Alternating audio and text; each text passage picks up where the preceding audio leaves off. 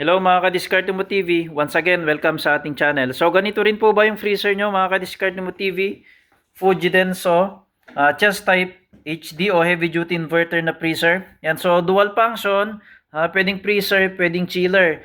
So kung ganito yung freezer nyo mga ka-Diskarte Mo TV, baka naman pwedeng pa-comment sa ating comment section, no?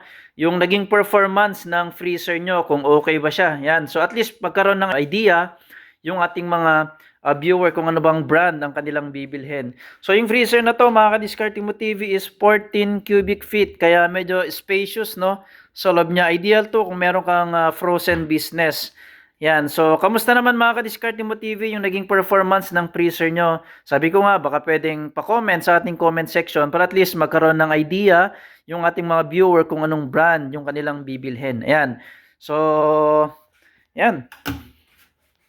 So, ito yung mga settings niya, mga ka-Diskarte Mo TV. Meron siyang fridge, meron siyang freezer, at saka meron siyang super.